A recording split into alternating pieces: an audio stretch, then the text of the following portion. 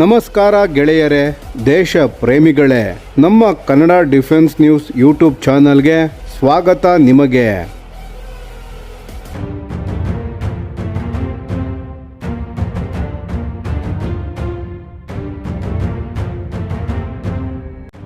ನಮಸ್ಕಾರ ಸ್ನೇಹಿತರೆ.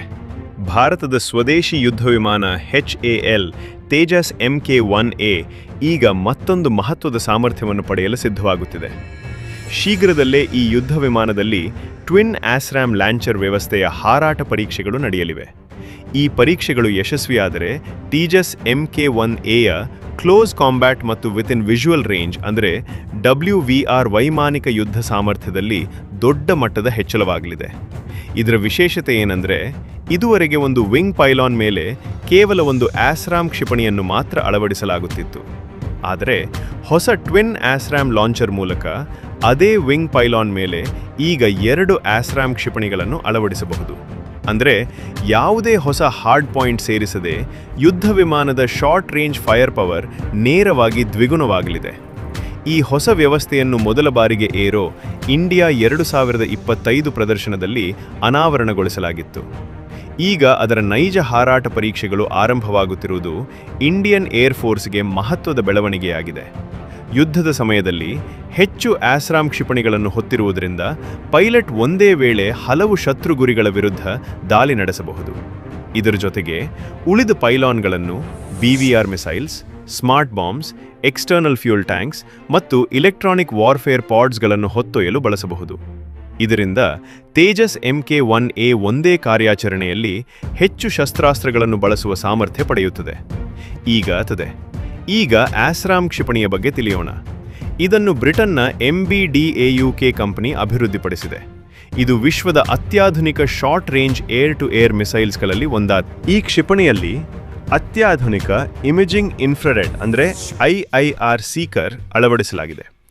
ಇದರ ಮೂಲಕ ಶತ್ರು ಯುದ್ಧ ವಿಮಾನವನ್ನು ಅತ್ಯಂತ ನಿಖರವಾಗಿ ಗುರುತಿಸಿ ನಿರಂತರವಾಗಿ ಹಿಂಬಾಲಿಸಬಹುದು. ಇದರ ಜೊತೆಗೆ ಈ ಕ್ಷಿಪಣಿ helmet mounted display and site ಅಂದರೆ HMDS ವ್ಯವಸ್ಥೆಯೊಂದಿಗೆ ಕಾರ್ಯನಿರ್ವಹಿಸುತ್ತದೆ. ಅದರ ಅರ್ಥ, ಪೈಲಟ್ ಯುದ್ಧ ವಿಮಾನದ ಮೂಗನ್ನು ಶತ್ರುವಿನ ಕಡೆ ತಿರುಗಿಸುವ ಅಗತ್ಯವಿಲ್ಲ. ತಲೆ ತಿರುಗಿಸಿ ಗುರಿಯನ್ನು ನೋಡಿದರೆ ಸಾಕು. ಆಸ್ರಾಮ್ ಗುರಿಯನ್ನು ಲಾಕ್ ಮಾಡಿ ತಕ್ಷಣ ಉಡಾಯಿಸಬಹುದು. ಇದರಿಂದ ವೇಗವಾಗಿ ನಡೆಯುವ ವೈಮಾನಿಕ ಕಾಳಗದಲ್ಲಿ ಪೈಲಟ್ಗೆ ಅಮೂಲ್ಯವಾದ ಸಮಯ ಉಳಿಯುತ್ತದೆ. ಆಸ್ರಾಮ್ ಅತ್ಯಂತ ವೇಗದಲ್ಲಿ ಗುರಿಯತ್ತ ಚಿಮ್ಮಬಲ್ಲದು. ಅಷ್ಟೇ ಅಲ್ಲ, ಚುರುಕಾಗಿ ಚಲಿಸುವ ಯುದ್ಧ ವಿಮಾನಗಳು, ಹೆಲಿಕಾಪ್ಟರ್ಗಳು, ಡ್ರೋನ್ಗಳು ಮತ್ತು ಕ್ರೂಸ್ ಮಿಸೈಲ್ಗಳನ್ನು ಹೊಡೆದುರುಳಿಸುವ ಸಾಮರ್ಥ್ಯ ಇದಕ್ಕಿದೆ.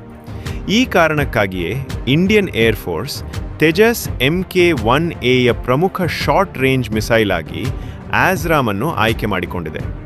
ಇದರಿಂದ ಹಳೆಯ ರಷ್ಯಾ ಮೂಲದ R-73 ಕ್ಷಿಪಣಿಗಳನ್ನು ಹಂತ ಹಂತವಾಗಿ ಸೇವೆಯಿಂದ ಹೊರಗಿಡಲಾಗುತ್ತಿದೆ.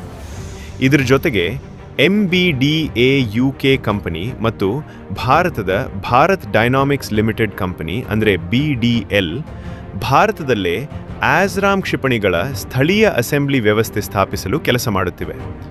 ಮತ್ತೊಂದೆಡೆ HAL ಸಂಸ್ಥೆ ಸೆಪ್ಟೆಂಬರ್ 2026ರಿಂದ ಮೊದಲ ಬ್ಯಾಚ್ ತೇಜಸ್ MK-1A ಯುದ್ಧ ವಿಮಾನಗಳನ್ನು ಇಂಡಿಯನ್ ಏರ್ ಫೋರ್ಸ್ಗೆ ಹಸ್ತಾಂತರಿಸಲು ಸಿದ್ಧತೆ ನಡೆಸುತ್ತಿದೆ.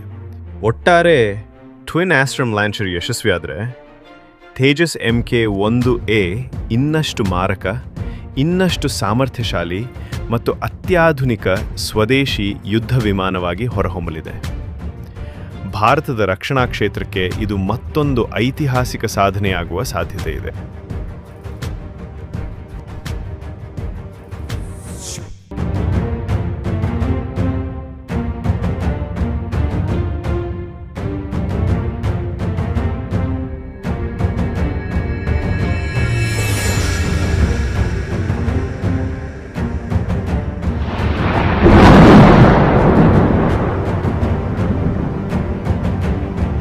ಈ ವಿಡಿಯೋ ನಿಮಗೆ ಇಷ್ಟವಾಗಿದ್ದರೆ ಲೈಕ್ ಮಾಡಿ ಮತ್ತು ನಮ್ಮ ಚಾನೆಲನ್ನು ಸಬ್ಸ್ಕ್ರೈಬ್ ಮಾಡಿ ಹಾಗೂ ಬೆಲ್ ಐಕಾನ್ ಒತ್ತಿ.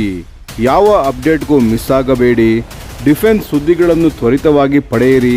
ನಿಮ್ಮ ಬೆಂಬಲವೇ ನಮ್ಮ ಶಕ್ತಿ. ಭಾರತ ಬಲಿಷ್ಠವಾಗಲಿ ಎಂದು ಆಶಿಸುತ್ತಾ ಭಾರತ ಮಾತೆಗೆ ಜೈ. ಧನ್ಯವಾದಗಳು.